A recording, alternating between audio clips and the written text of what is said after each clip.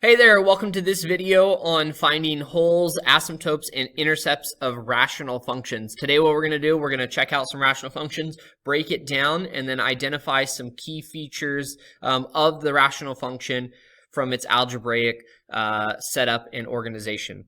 All right, so let's go ahead and first introduce some of the topics that we're going to talk about today. One that is new for us is a hole. Now, what is a hole? Well, it's going to appear on the graph right here, and it is a hole in the graph. So what is a hole? Well, if the numerator and denominator of a rational function have a common factor, well, then a hole is created in the graph for the value of x that makes the common factor equal to 0. And we'll go ahead and look at an example of this, which is right below.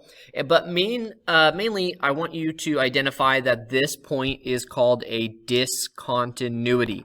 And what a discontinuity is if I'm drawing this graph, it's somewhere where I have to pick up my pen, right? So I can go ahead, I can draw this graph, drawing, and boop, I had to pick up my graph to go over this asymptote. And asymptote is one type of discontinuity.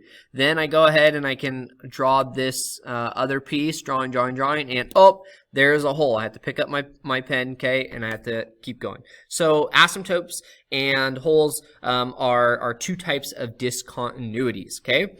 And so how is this done? Well, here we have an example. F of x is equal to x squared plus 3x minus 4 over x squared plus 2x minus 3. What we're going to end up doing is factoring this. And when we do factor this, you should see here that we have two factors that are the same, okay?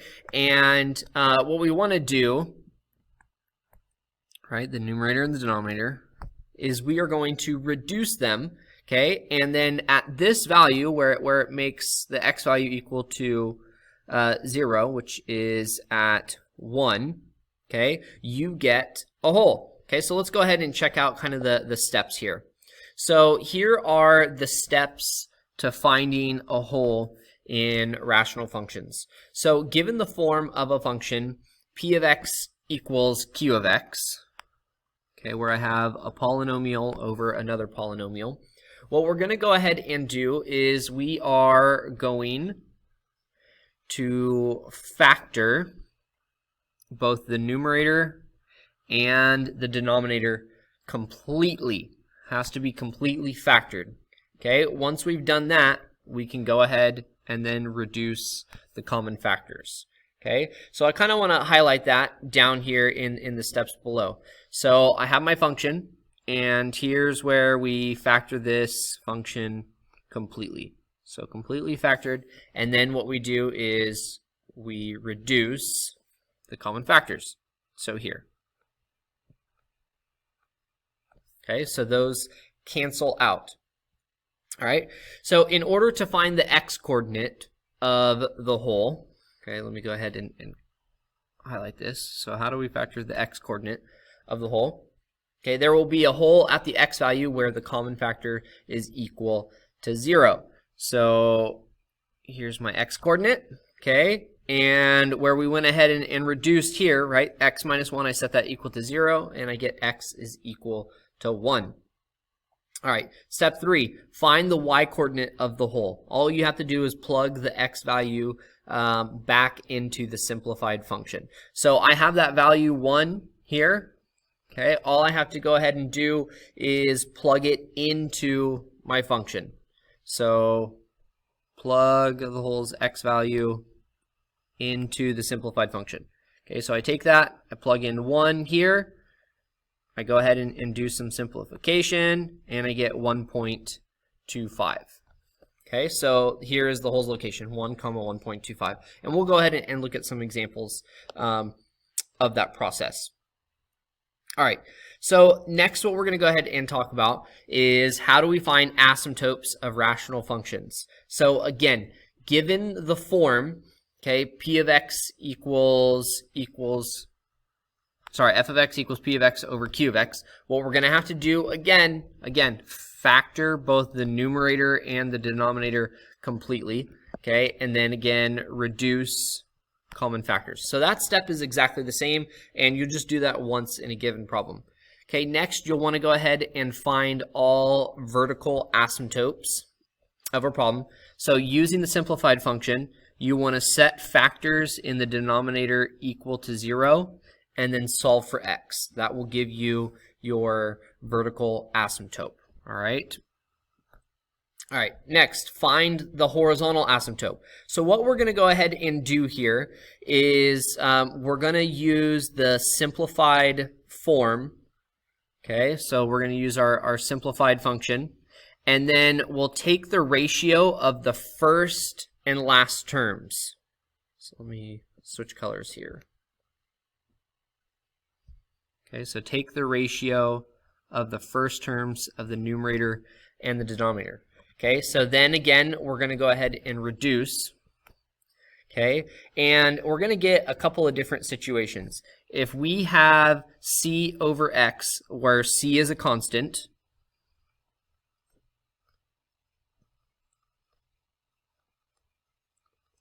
okay, then your asymptote, your horizontal asymptote is y equals 0. If you get a constant value, then your asymptote is just that value, c. Okay, so kind of complicated, kind of ambiguous, but we'll go ahead and show you. All right. Okay. All right, so let's go ahead and check this out. Okay, so step 1, I'm going to go ahead and find the whole. Now, what I have to do for the whole is I have to use the simplified form. So I'm going to say simplify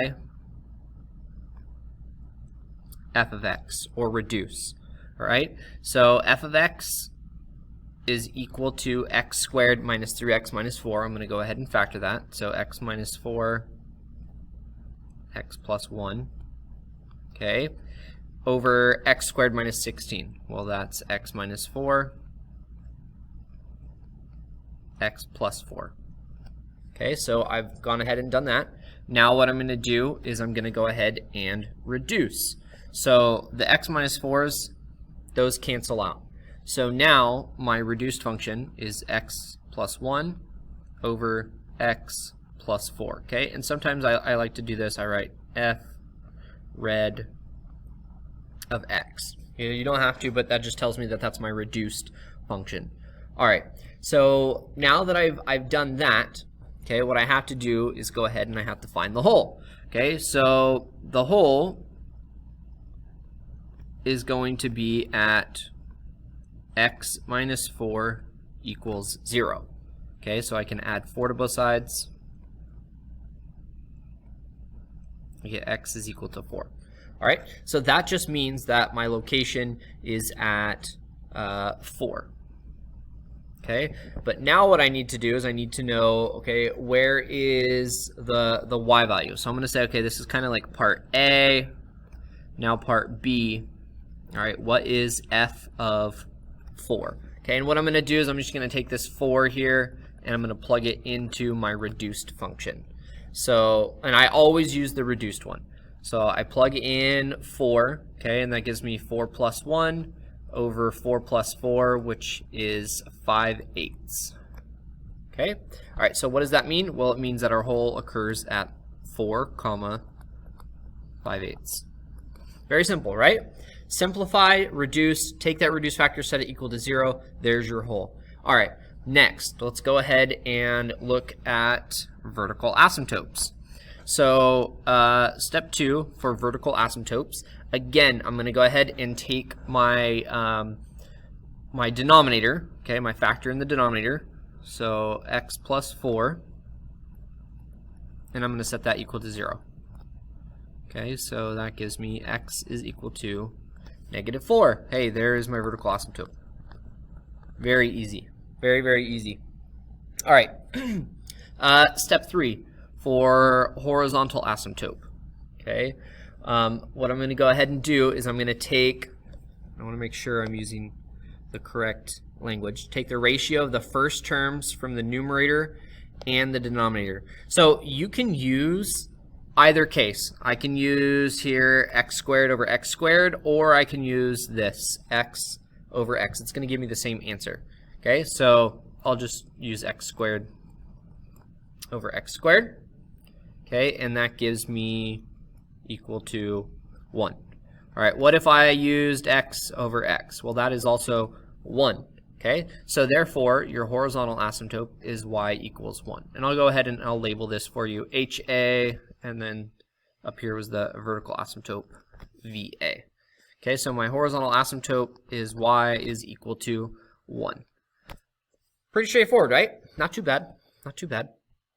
All right, let's look at another example. Okay, so in this example, okay, I need to go ahead. First, I need to simplify. Okay, so I have f of x is equal to x plus 5 over x times x plus 5. Just factored out a GCF of x plus 5. Okay, so what cancels? Well, the x plus 5 cancels. So that's going to be important because we're going to use that to find our whole. So now my reduced function is 1 over x. Okay, so in order to find the whole, I'm going to take x plus 5 and I set it equal to 0. Subtract 5 on each side and we get x is equal to negative 5. Okay, so there's the x value. All right, what's the y value of that whole? Well, got to go ahead, right? This is part A. Now I'm going to do part B. I'm going to go ahead and take f of negative 5. Just plug in that x value. So I get 1 over negative 5. And again, remember, we're using our reduced function there. So negative 1/5. Hey, that was easy peasy. All right, step 2. What is our vertical asymptote? Okay, so the vertical asymptote, again, I'm going to go ahead and I'm going to take my reduced function. So f reduced of x, 1 over x, and I'm going to take the denominator, x, and I set that equal to 0. I go ahead and solve. There's lots. This is very, very difficult. I'm going to solve x equals 0. Hey, x equal to 0. So there it is. There's your vertical asymptote. No solving there. That was nice. Okay, and then step 3. Now we're going to go ahead and look for the horizontal asymptote. Ha! Right? And that is the ratio of our leading terms. So again, you can take the top, your initial, x over x squared, which is 1 over x, okay, which implies y equals 0. So if you get that case, 1 over x, or just a constant, it could be a 2 in the numerator, it could be a 3, that's y equals 0. If it doesn't reduce down to a solid whole number, then you don't have, actually it doesn't even have to be a whole number, it doesn't reduce down to a constant value, then your asymptote's y equals 0. Shorebird, can I use the reduced? Yes, I'm so glad you asked. The reduced function, 1 over x, hey, I mean that's 1 over x, so that implies your horizontal asymptote is y equals 0. All right. Okay, so that's finding wholes and that's finding asymptotes. Next, what I want to go ahead and do is I want to talk about how do you find zeros and how do you find intercepts of rational functions. Okay, so again, it's important that we use the simplified form of the function. Okay, and in order to find zeros or x-intercepts, okay, you let y equal 0 and solve for x. Very, very easy. Because if you think about, and here's my little grid, if you think about this, okay, an x-intercept occurs here. Now, what is, for all of these points, right, I have x, comma, y. Okay, what's the y value for all of these? It's 0 right here. It's going to be some x value, and then the y value is always going to be 0. It's going to have a height. Okay, so we let y equal 0 and then solve for x. Similarly, if I want to find the y-intercept, I let x equal 0 and then solve for y. Now, why would that be? Well, okay, think about all these points. Okay, it is some y value, right? It has some height, but the x value is always 0. Okay, so let x equal 0. Okay, let's go ahead and apply this. So I'm going to go back to the very, very first example. Okay, so let me find a good color. We'll use purple. All right, so for step 4, okay, I'm going to use my reduced function. Okay, so again, f red of x is equal to x plus 1 over x plus 4. All right, and what I need to do is I need to let y equal to 0. So I solve, or set it equal to 0. So x plus 1 over x plus 4. Okay, and I go ahead and solve. Well, I'm going to multiply both sides by x plus 4. Okay, these cancel. And we get 0 is equal to x plus 1. I'll go ahead and subtract 1 on each side. And we get x is equal to negative 1. Okay, so my 0 is at negative 1. All right, and then last but not least, let me go ahead. Trying to find a color that will work. Oh, the options. Let's use orange. Okay, and then step 5 down here is the y-intercept. Okay, so I'm going to do the same thing, except I'm going to set x equal to 0. Okay, so f of x is equal to 0 plus 1 over 0 plus 4, and that is, lo and behold, 1/4. Now note they want a y-intercept, and that's an ordered pair. Okay, so it's got to be 0, 1/4. Simple, simple, simple. Second example, same game. I'm going to go ahead. Step 4, I'm going to set my reduced function, which is 1 over x. So f of x equals 1 over x. Set it equal to 0, and I get 1 over x. Okay, I'll multiply both sides by x. Whoa. Okay, these cancel. And we get this. We get 0 is equal to 1. Is that true? No, that's not true. So there's no zeros. Now, why would this make sense? And I want you to go ahead and look here. Okay, I have a horizontal asymptote at y equals 0. Now, where is that? Well, that's on the x-axis. So am I going to have any zeros? No. Am I likely going to have any y-intercepts? Well, no, because my vertical asymptote's on my y-axis. So sometimes you won't have zeros or y-intercepts. Okay, and I'm just going to go ahead and do this. So f of 0 is equal to 1 over 0. Hey, I can't do that. Ah! Right, when you divide by 0, the world explodes. Vertical asymptote, right? This implies a vertical asymptote. Okay, so again, none. So none of those have that. All right, a lot to process. I'm going to go ahead and I'm going to give you a couple practice problems. I want you to give these a go. And then I'm going to split this video because it's kind of been a lot and it's a lot to process. So I want you to pause the video, go ahead and try this example here. All right, hopefully you paused the video and gave these a go. So here is the solution. Your whole is at 1 because if you factor this, your x minus 1 terms cancel, and then you solve and you get an x value of x equals 1. Then you go ahead and plug that in to your reduced function, giving you an output of negative 1/2. Okay, your vertical asymptote is here. Okay, it's kind of like your h value, right? X equals 3 if you solve that. All right, and then in your reduced function, notice if you take your leading terms, 1 over x, right? That implies y equals 0. Easy. 0. Your 0, if I set this equal to 0, again, I get 0 equals 1. Hey, that's not true. No 0. And then my y-intercept, if I plug in 0 into my reduced function, we get negative 1/3. So here is your y-intercept. Again, ask yourself, is your intercept an ordered pair? Good. Okay, your 0, you just list the value. I know, it's like, why not? If it said x-intercept, you would want an ordered pair. Okay, but it says 0. So, I know, math people, we're like super picky. Particular is the word. All right, here's the next example. Please pause this video. Give this one a go. All right, hopefully you paused the video and tried this one. All right, so when you factor this one, You should have had a GCF in your numerator of 3x, and then you can factor your denominator to be x minus 4 times x plus 3. You go ahead and reduce the x plus 3's, and you get 3x over x minus 4.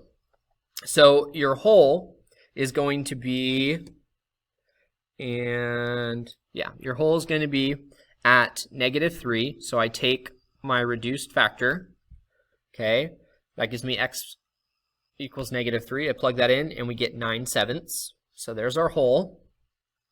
Vertical asymptote, you can look at your denominator, okay, and that gives you x equals 4. Your horizontal asymptote, so I'm going to take my leading terms here. So what is 3x, and I'm going to switch colors just so it's clear. So 3x over x, okay, and if I reduce, that gives me 3. Okay, again, you can do it up here too. Watch. What's 3x squared over x squared? Hey, x squareds cancel, and we get 3. So there's your horizontal asymptote. 0, go ahead, set it equal to 0, multiply by x minus 4, and you get 0 is equal to 3x. When you divide by 3, x is equal to 0. So your 0 is at 0. And if you have a 0 at 0, isn't that like at the origin? So that's also going to be a y-intercept. Okay, that's kind of a quick shortcut. Otherwise, you just plug in 0. Hey, so let's go ahead and jump into our example here. F of x is equal to 2x plus 1 over x minus 3. And what we want to go ahead and do is find a whole. So step 1, finding a whole, you have to have a reduced function. Looking at this function, it's already completely reduced. I can't factor it. I can't kind of simplify anything. So I'm done. Now, did I go ahead and reduce anything? Did I cancel anything? And the answer is no, I didn't. So for the whole, we have no common factor. So that means no whole. Very simple. Okay, so we can just say none on that. All right, step 2, vertical asymptote. I go ahead and I take my denominator and I set that equal to 0, and I get x is equal to 3. So there is my vertical asymptote. Very simple. Step 3, horizontal asymptote, the ha. Okay, so I'm going to go ahead and I'm going to take my leading terms. Okay, so 2x over x, and if we reduce this, this gives us, I was going to say 2. It is 2. Okay, so y is equal to 2. That is our horizontal asymptote. All right. Okay, next, 3. What are our 3, 4? Come on, Schwarberg. Okay, 4. So 4 is our zeros. Okay, so I'm going to go ahead and I'm going to set my y value, or f of x, equal to 0, and then I'm going to go ahead and solve. So 2x plus 1 over x minus 3. Remember, I multiply both sides by x minus 3. Essentially, the denominator kind of goes away. Okay, and I have 0 is equal to 2x plus 1. And I just go ahead and I solve. So I subtract 1 on each side. We get -1 is equal to 2x, divide by 2 on both sides. X is equal to -1/2. Okay, so that's the 0 at -1/2. All right, and then last but not least, let's go ahead and use orange. So for step 5, the y-intercept. So for the y-intercept, I go ahead and I just plug in 0 for x. So I have 2 times 0 plus 1 over 0 minus 3 gives us -1/3, and we get 0, -1/3 as our x-intercept. There you have it. Pretty straightforward. Okay. All right. Next example. Here I have f of x is equal to x minus 4 over x squared minus 4x plus 3. And again, the very, very first thing that you want to do is go ahead and simplify this, or reduce after you factor. So this is x minus 3, x minus 1. And you're like, hey, nothing cancels. Okay, well, nothing cancels. This is my reduced function. So guess what? I have no holes because there's no common factor. Step 2, my vertical asymptotes. So for step 2, I take my denominator, each factor, and I set it equal to 0. So x minus 3, I set that equal to 0. X minus 1, I set that equal to 0. And I get x is equal to 3. X is equal to 1. What? There's 2 vertical asymptotes? There are, and we will graph them. It'll be lots of fun. All right. Step 3, horizontal asymptotes. Okay, so again, I'm going to take my leading terms. Okay, so step 3. My leading terms, x over x squared. And if I reduce, this just gives us 1 over x, which implies y is equal to 0 is our horizontal asymptote. All right. Okay. And at this point, if you remember, we have a horizontal asymptote, y equals 0. Okay. Some weird things are going to happen with this one. Okay. You can think, hey, y equals 0, my intercepts on my x-axis, there's going to be no zeros.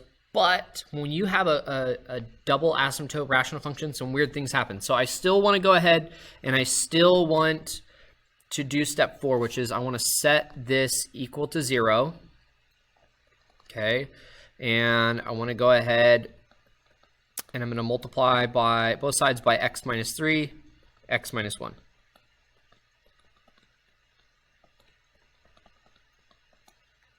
Okay, so same thing, x minus 3, x minus 1. Okay, these cancel. Right, and we get 0 is equal to x minus 4. Hey, and then I solve. Okay, so I get x is equal to 4. So I have a 0 at 4. All right.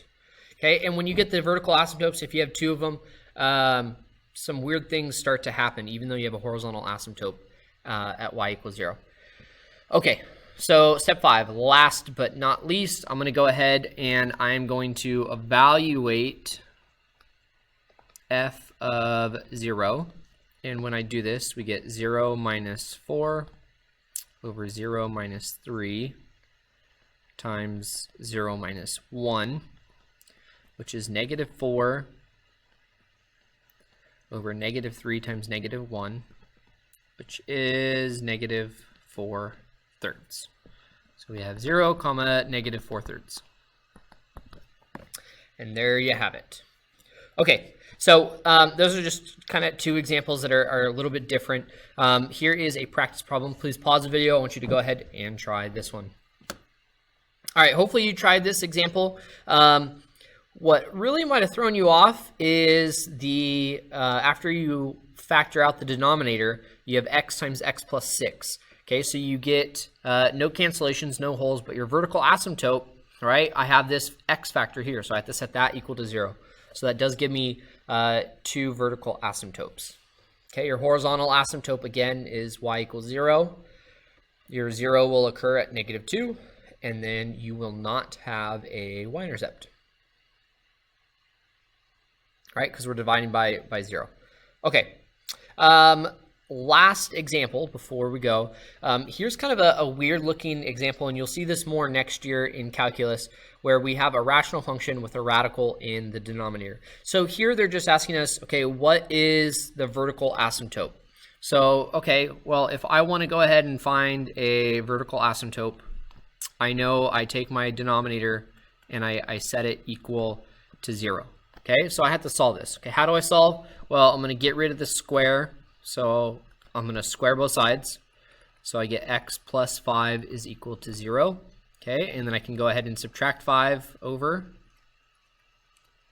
And we get x is equal to negative 5. So there is our vertical asymptote. X equals negative 5.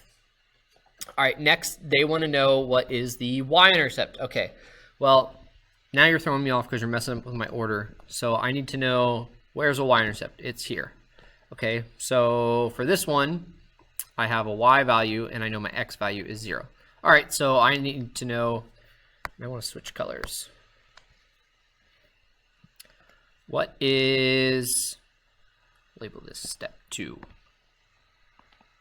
Step 1.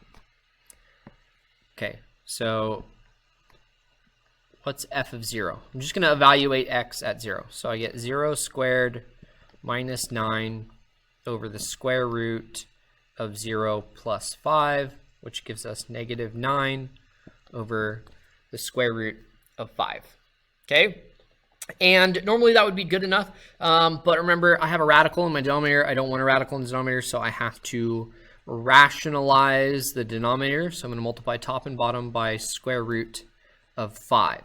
Okay, when I do this, we get negative 9 times the square root of 5 over, and the square root of 5 times the square root of 5 is the square root of 25, okay, which gives us negative 9 root 5 over 5. So there is your y-intercept, 0, negative 9 root 5 over 5. And that's your answer. Hey, that is it. All right, I'll catch you next time. Be safe, be easy, be healthy.